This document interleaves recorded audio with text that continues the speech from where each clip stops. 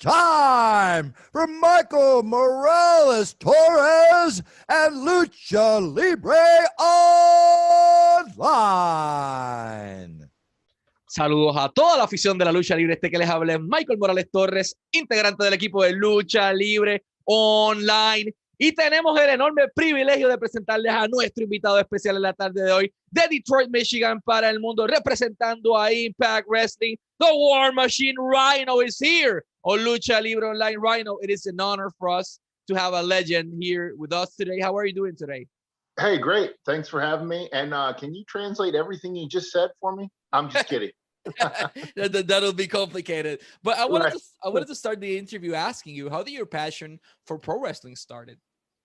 When I was a kid, I was watching wrestling, and at that time you had stars like Hulk Hogan, Ultimate Warrior, Andre the Giant, Million Dollar Man, Shawn Michaels, a lot of those guys. And then you had Razor Ramon and Shane Douglas, the whole ECW, and then I ended up getting involved in the mid '90s in pro wrestling. And I figured, you know what, I had a great amateur wrestling career. Let me see how it works out in professional wrestling, and if I can make that transition, and we'll go from there. So it started out as a kid. I idolized the professional wrestlers at the time, and and if it wasn't for those guys, I wouldn't be talking to you today. Perfect. I'll translate that briefly. ¿Qué inspiró a Rhino a convertirse en luchador profesional? Bueno, cuando era un niño, creció viendo figuras en los 80s como lo fue Hulk Hogan, por darle un ejemplo, Shawn Michaels, eventualmente Razor Ramon, eventualmente también Shane Douglas de franchise, y pues eventualmente hace la transición de un deporte a la lucha libre profesional. You were part of a pretty particular era in the pro wrestling industry, and that was the crazy 90s attitude era with ECW, WCW, and WWF at that point involved. How was that experience for you, working for specifically ECW under Paul Heyman's command? That's a great question. What I felt wrestling in ECW and now working with Impact, I have that same feeling in the locker room, because you're out there trying to prove a point, trying to make a statement, make an impact. And I see the same type of hunger, the same type of creative freedom for wrestlers to go out there and express themselves in which way they want to. And you have older, you have the senior group. I don't want to say seniors in age, but you have the veterans like Dreamer. I won't classify myself, but Johnny Swinger, Don Callis, Scott D'Amore, and all these other guys having an influence with the younger talent, saying, go out there, have a chip on your shoulder, have an attitude, and go out there and do your best, and go out there and give them hell. Not, oh, well, we're going this direction or we're going that direction, and not burying anybody else's way of putting a product out. I'm just saying that it's more or less go give them hell. And that's what it was like in the crazy 90s. But it was great to be part of the stuff we did in the 90s.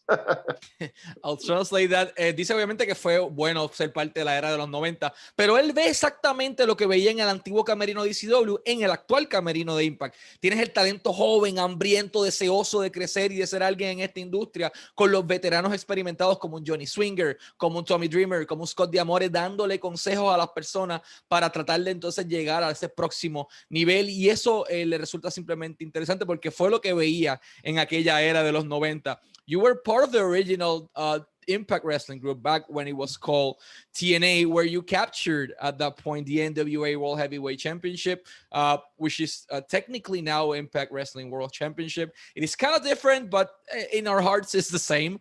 How do you felt capturing the Maximum Gold on TNA at that point? Anytime you capture a title of that magnitude, and it's so rewarding, because you're recognized as a person that worked the hardest, that has earned, not deserved, earned that spot, from like Ric Flair and and all these other guys. So that has held the NWA title, TNA NWA title, and then now, like you said, it's very it's very similar, you know, as far as the nostalgia of that world title. So I think you know, words can't put I can't describe the feeling, but it's just it's overwhelming, you know, when you reach levels like that. So Translate that. Siempre es una recompensa grande que te den un título, porque significa que ese trabajo arduo, ese trabajo fuerte, valió cada segundo de tu tiempo, valió la pena. Y Rhino tuvo esa oportunidad de coronarse campeón. Obviamente, esa nostalgia, ese sentimiento que tuvo, siempre es algo bueno en la carrera. Now, you were part of the original group, then you came back to the company, then you left, and now you came here about 2 years ago. Why did Rhino decided that Impact Wrestling was going to be his home? Great question. I went back to WWE in 2015, worked with NXT, and then joined the SmackDown group. And they offered me another contract, and I couldn't complain the whole time. It was great. You know, even the time before and working with WWE, I feel everybody should have that goal. And not everybody has it, but, you know, and everybody might have a goal to work with Ring of Honor or AEW, you know, or Impact Wrestling. I seen, you know, what Impact was doing. I seen the opportunities, you know, that I can bring all my years of wrestling to there. I know Scott D'Amore, and I talked to him, and he's like, "We'd love to have you. You know, this is our budget. I can't really go over that." And I wasn't looking for a payday. I was looking to work, to help out other younger guys, and I was doing that in WWE, but I wasn't on the road as much because they have a large talent pool under contract, and they had to cycle, you know, and in the business part, they had to cycle the younger talent too. So I was at home a little bit more, and they were going to pay me way more than what I could ever imagine. But it wasn't about the money. It was going to, you know, being on the road more. And Impact does it, you know, they would do TV and some shows on the road, but I would be able to do independent shows and discover new talent, you know, because I'd like to discover the new Rock, the new Austin, the new Roman Reigns, John Cena, and all those. So it was more so the opportunities that Impact provided me as a talent and others, and how I could help them out behind the scenes and in the ring, and then being able to go out there and find talent and say, "Hey, Scott, take a look at this man or woman. I think they'd make a good fit with Impact Wrestling." Translate that. En el 2015, Rhino firma con WWE, que se la somete en aquel momento dado. Está con ellos por 4 años, pero llega el punto en donde, estando en la empresa, tenían demasiado talento, y es como un ciclo, como él dice. Llega el punto en donde no estaba tanto en la carretera y estaba más en la casa, porque, pues, se entiende. Él quería ayudar al talento, él quería elevar el talento y quería ser parte de esto. Scott D'Amore es el hacer que le dice: "Oye, tengo este contrato, tengo esta oferta para ti, no puedo subirme de ese presupuesto". Rhino dice: "No estoy buscando dinero, yo lo que quiero es ayudar, elevar la empresa y elevar el talento, descubrir talento nuevo, descubrir ese próximo Rock, ese próximo Austin, el John Cena, el Roman Reigns, el AJ Styles, el Abyss, por darte un ejemplo, que salieron de acá de TNA, ahora mismo Impact Wrestling". Y pues tarde o temprano toma la decisión de llegar a la empresa, entrar entonces en esa fase, y ahora es él quien le dice a Scott: "Mira, oye, este muchacho tiene algo, y está en ese punto de elevar talento". I have a question for you. You're violent by design, so it fits perfectly for you. But why did you decided to pick them as a group? Because it is not them picking you, it's Rhino choosing Eric Young, Joe Doring, and Diener to be their teammates. Well, that's a good point, but at the end of the day, Eric Young is the leader, and whether I chose to be part of the group or not, Eric Young will let you in or won't let you in.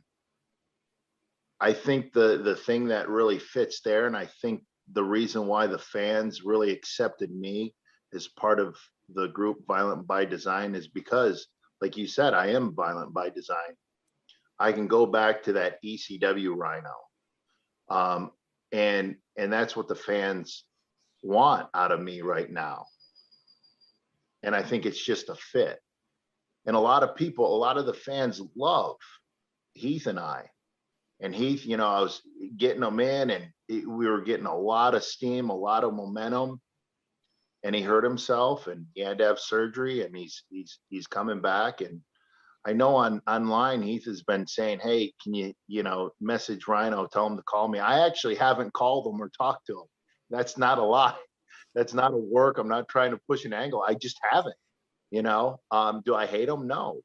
But the thing is when he comes back, he's got an open door to Impact because he's got a lot to offer.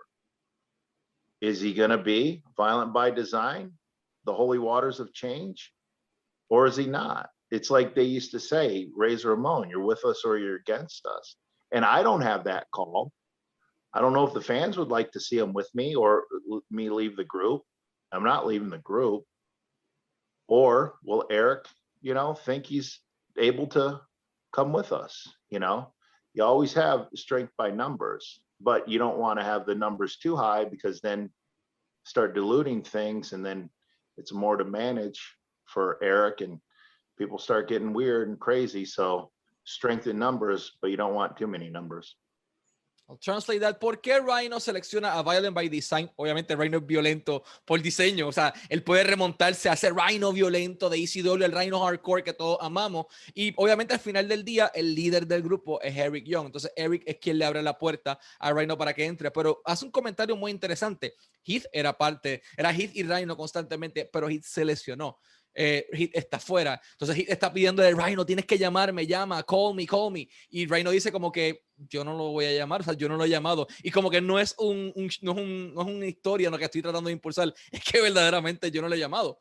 Cuando él tenga la oportunidad de llegar nuevamente a Impact, porque la va a tener y tiene un contrato ya en sus manos y tiene una oferta, él tiene que decidir si quiere unirse a Violent by Design, a esas aguas sagradas o esas holy waters, como él dice, de cambio, de change, o si quiere ser esa persona que simplemente llega allí a hacer lo mismo de siempre.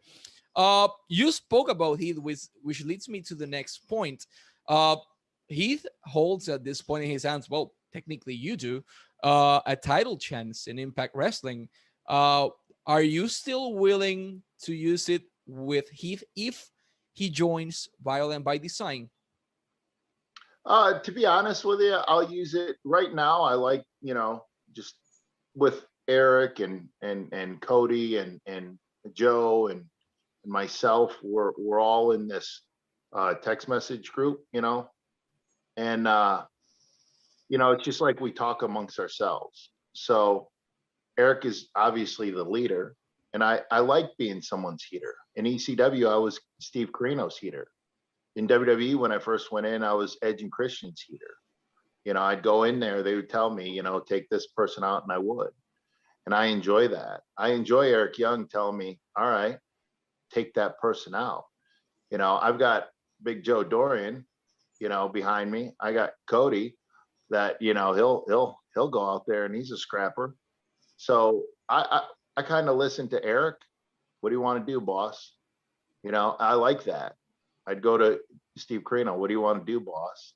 So, and I enjoy that with Eric. So, yeah. So if he says, time to take Heath out. Well, sorry, Heath.